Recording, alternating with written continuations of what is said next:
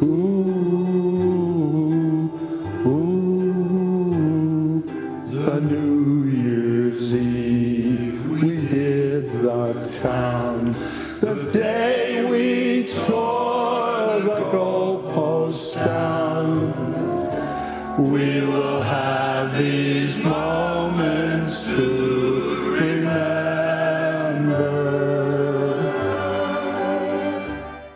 Welcome to another edition of Senior Moments with a question mark. Why the question mark?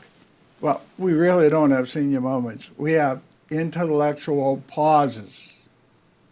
So, today, our guest has only been in the city 5 years, but is well known and is, well, let's introduce her. It's Dr. Kenann? Kenann McKenzie-DeFranza. Welcome to the show. Thank you, Bob. I'm bad on names. Okay, so she's been on the school board for a while, and now she's going to be running for city council at large, and that's the main reason we got her on the program. But we got to find out about this attractive young lady. So, like, where were you born? Where were you raised? All that stuff. Let's get a little biography in here. Okay. Well, I definitely want to start with my name because that's really important to my whole identity because it's my parents' name. So Ken and Ann give you Kenann. So that's how you Beautiful.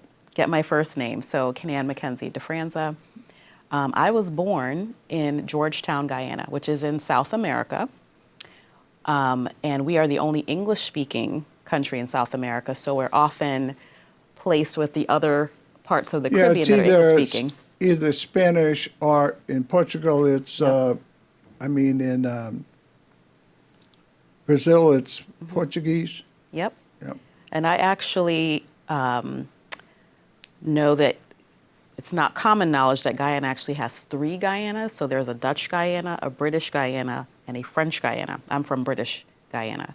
Although in my family, we do have people who came from Portugal. So my grandmother who passed away, her forebears came over from Madeira, Portugal. And we also have indigenous members of our family. We are, of course, of African descent as well. So it's a very, very diverse place ethnically and in terms of the ways that we come together You have as no a country.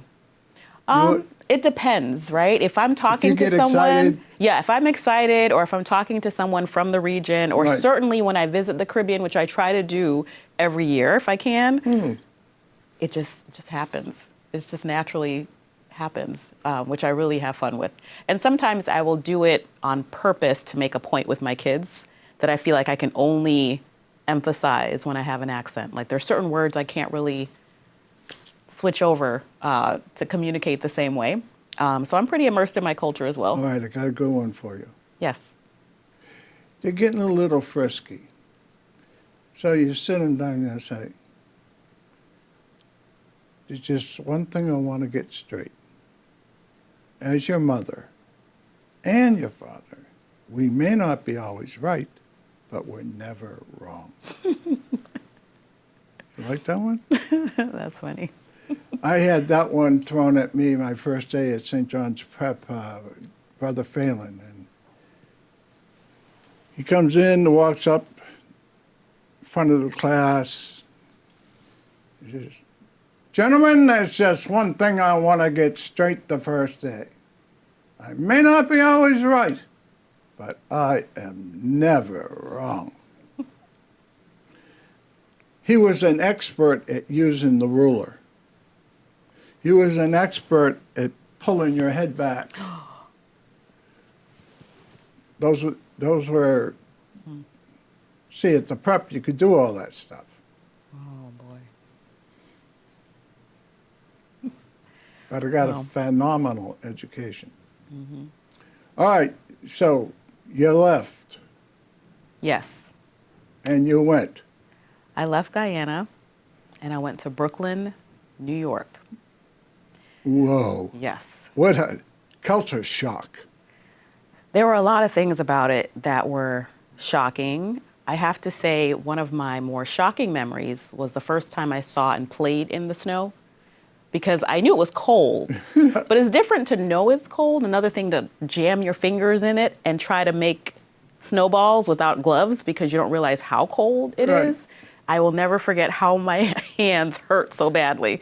But I was so You're excited lucky about you didn't snow. get frostbitten. I almost did, I think. And my hands were red and puffy, but I had a great time. And then I realized, oh, there's actually some rules to this. But what I would say, though, is what insulated me from a little bit of the culture shock was my school. Because due to some unfortunate ways that my mother experienced our local school, she ended up putting me into a private school for my first several years. And most of those teachers were from the Caribbean. Almost all the children were from families like mine, had either just immigrated or their parents had. So I was insulated initially very much from people who didn't necessarily eat like I did, or their families didn't, talk like mine. So that was a way that I eased in. Although, socially it was very, very different. The climate was very different. And we were inside a lot more than I was used to. I was used to being outside, knowing all my neighbors, being pretty free after school to roam and all those things because everybody knew everybody. So that part was different. There was a lot more caution, I would say, about where to go and getting to know people. But my parents did have, an established community of people. My mother had immigrated ahead of me by a few years. So she'd already made a bit of a home here. So when I got here, I benefited from her having had some familiarity already. And then?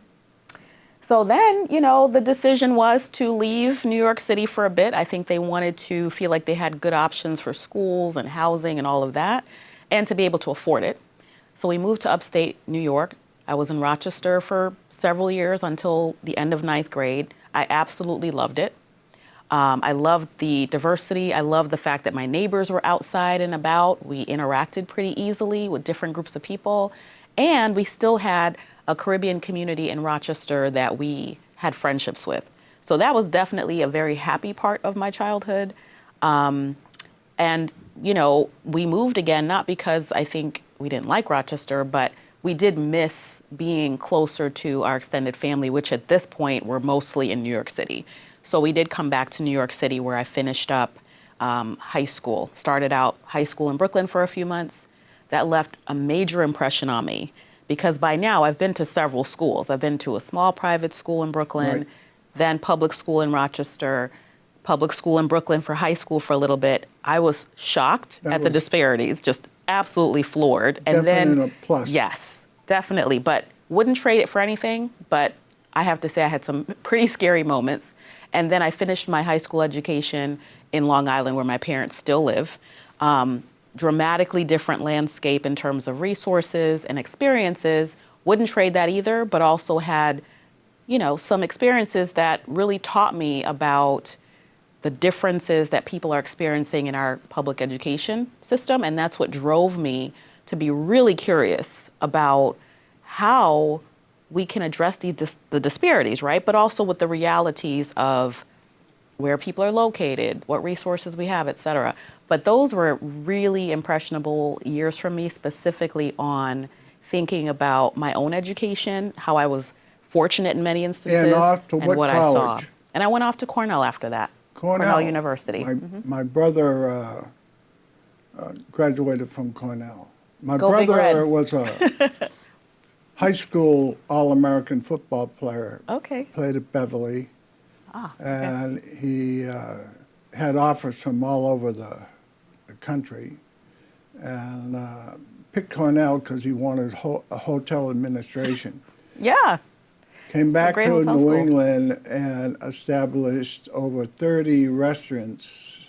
It was called Pewter Pot, and was very, very successful. Excellent. So that's, Cornell's excellent. Yes.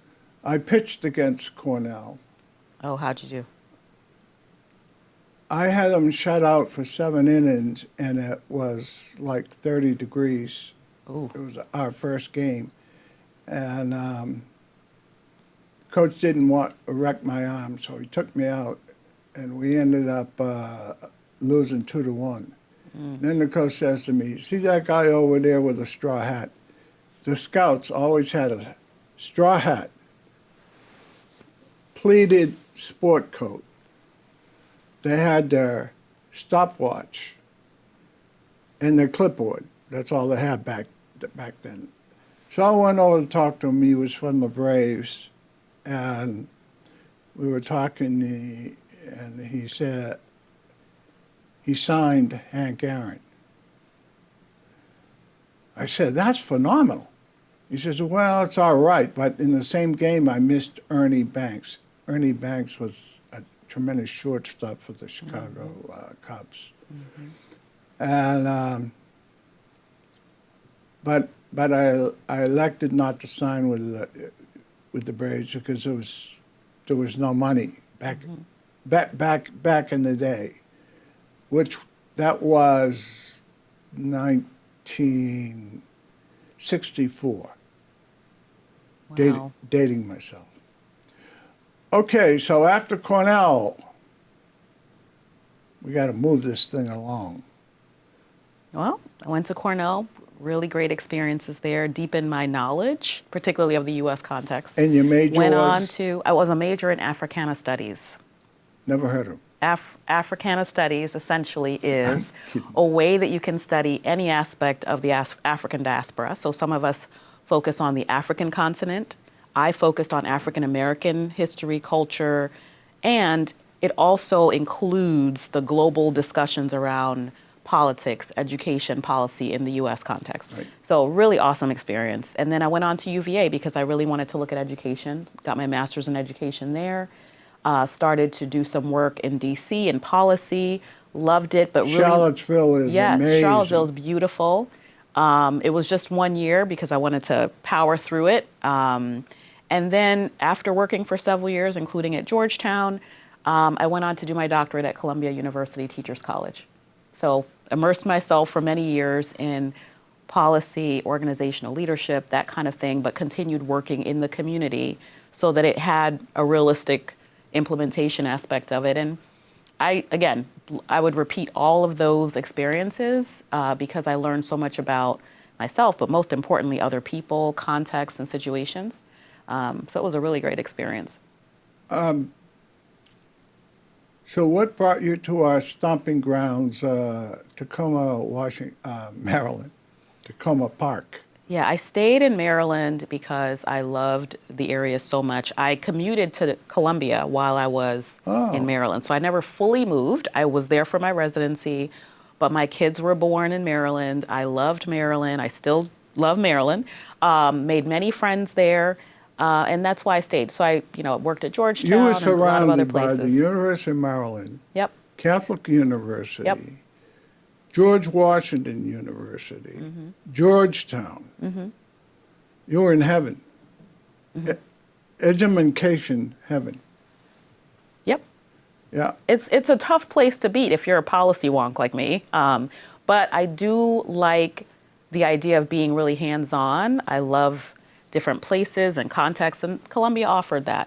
And so when I came to Massachusetts, initially I came because there was a university opportunity, and my opportunity in D.C. was fading. At that point, I was a government appointed employee. So the way the appointments work is you have a term. So I had a 3-year term. My 3-year term was coming to a close fairly soon. And in my family at the time, I was the sort of primary in terms of things like health insurance and whatever. So I was really concerned about that. And I had a child at the time who was medically fragile. And I wasn't going to entertain moving, but it became really possible. I love that term. It's the first time I've heard it. Really? Fragile. Yeah, I had a medically fragile child, and it was really important to be very centered on making sure my family was okay. And so I went with the job opportunity that would allow me to do that, thinking I didn't know as much about Massachusetts. I'd visited many, many, many times over the time I lived in Maryland because I had extended family here. but I didn't realize I would love Massachusetts, and I did. And so it was very, surprising and at the same time a relief to know that I really loved being here. And my friendships in Maryland were so strong and are so strong that I didn't have to feel like I was losing a community. So for me, it became the best of both worlds. Fast forward, I end up in Beverly because I had met my husband after moving to Massachusetts and settling down. And in 2019, we met in sort of by happenstance, and he lived in Beverly. So that was my first time really heading further out to the North Shore and learning more about the community. But Well, I'm glad you didn't steal awesome. Andrew DeFranza I out of could Beverly. not. No. As I said on this program before, I consider Andrew a living testimony of a miracle as far as dealing with people with housing needs. Absolutely dedicated to that. Okay, so you've been on the school board, and now you're going to, you took out papers to fill Hannah Bowden's position. Not specifically. Because of the way our races are going, there will be 2 seats that will be vacant. Oh, two. Yes, because we have 2 at-large counselors who pulled papers for other roles. So I knew there'd be at least 2, and my assumption is that there'll only be 2. So it wasn't a specific candidate that I was thinking about replacing. Okay. So why don't you tell us a little bit about why you want to switch hats and move to the council from the school board? Well, you heard my story about how I got here in my education, which is really important to me, and I care about it. But as educators will tell you, education is where you see so many things come together that affect the community, because it is a central hub for hearing about all kinds of issues the community is having. So one of the wonderful benefits of being on our school committee is I get to interact with families a lot. And so I hear not just about their education concerns, I hear about many, many things. And believe it or not, I actually like that part of the job. I love to get emails and phone calls and for parents to say, can we just talk a minute? Can I just tell you something that's bothering me? Sometimes it's just being listened to. And sometimes, not often, but there might be a teacher who has a concern and might share an opinion. Or, one of our paraprofessionals may have an opinion or feedback. I love that. And so we are clearly not just talking about education in those instances. Sometimes Right. there's other things. And so I'm really passionate about, in general, how do we engage in really productive, positive ways? So education is certainly my profession in terms of where I spend a lot of my time. But I had the opportunity to work in other areas during my sort of professional career of looking at nonprofit life. So when I was at Tufts, I was the first director for their Generous Listening and Dialogue Center. That was really important in talking about all kinds of issues, not just education. And I really feel like over time, we have appreciated that our schools really give us a lens into what else is happening and what else we can help with. School committee, I have a very specific goal and mission. We swear to be advocates for children. That's what we are asked to do when we take our vow and our pledge of ethics. And we also focus on policy for the district. Operations belongs to the superintendent. Education in the classroom, our educators. Curriculum decisions are made at the state. So all of those things are important. But I care about so many other things as well, although I love education and consider myself to be an educator. So for me, while it took some people asking me to think about it, I thought it was a natural progression. If you get on the city council, your background in the schools is going to be extremely helpful, negotiating time, et cetera, et cetera. Well, I would think so. Again, I think that those of us on school committee really see a wide array of things that we could be commenting on or working on, but we focus on our goal. I think certainly I was not a part of the negotiating subcommittee in this latest round of negotiations. However, You were lucky. However, I took the opportunity to try to see what the issues are surrounding all of it. And I think what I walked away with, irrespective of where parents landed on it or how the community engaged with us, I felt like one of the answers and one of the key answers is how do we work together? Because many of the issues we were talking about are things that we all care about but have different ways of addressing or different responsibilities for addressing. So it's a collective effort to make sure our schools are funded appropriately. It's a collective effort to make sure the state hears what the issues are. And some of these things are not specifically local decisions, and some of them, in terms of school climate and culture, again, could be more of a collective effort to make sure we know what those things are.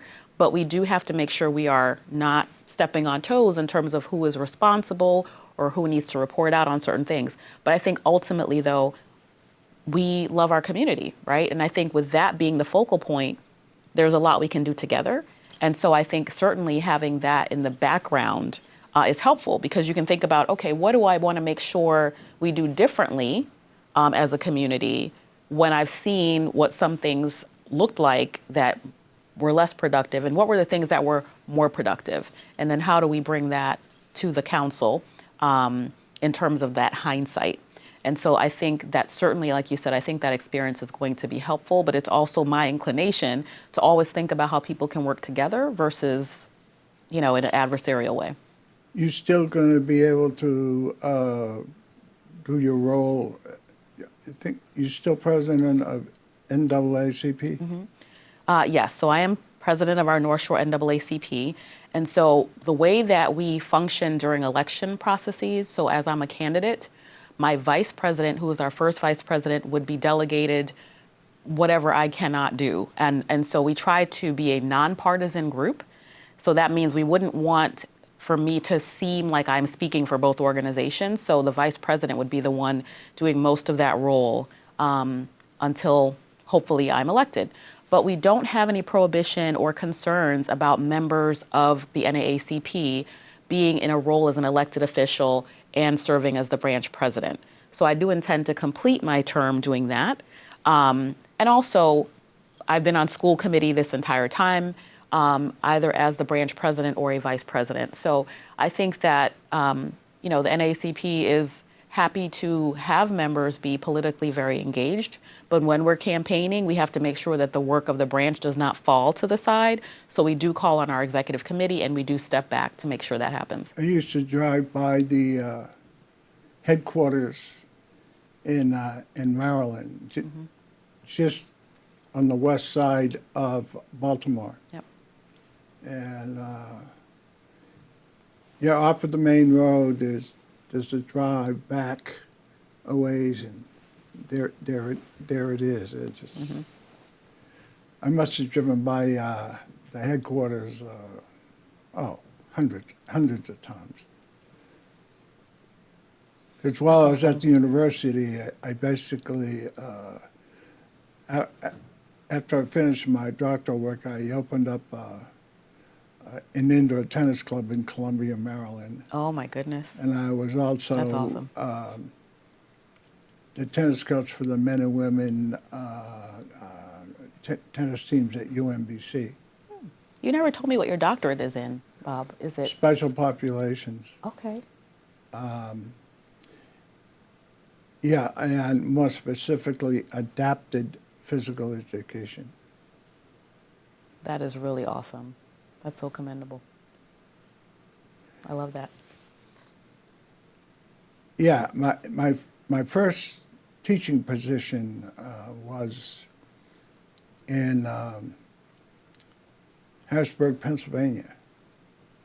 And I was in schools that were 99.9% black. And even my first year, I guess I must have,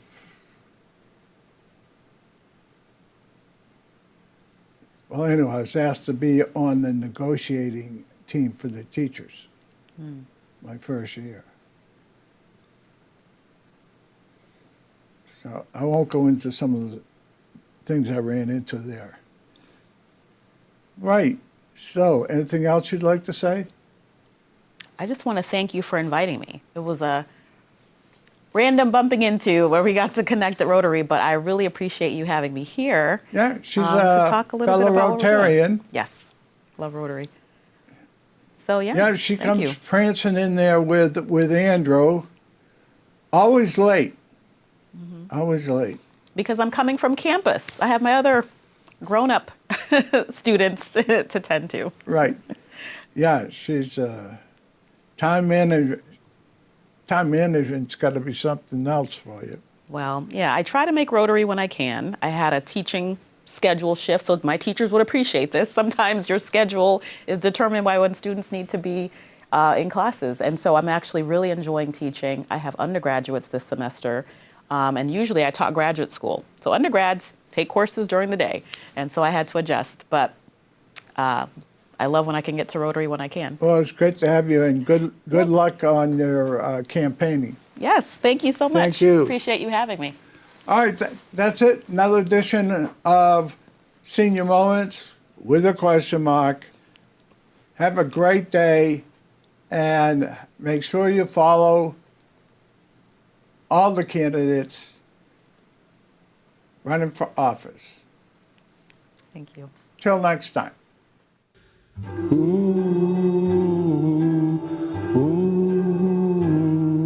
The New Year's Eve, we hit the town. The day we tore the goalposts down. We will have these moments too.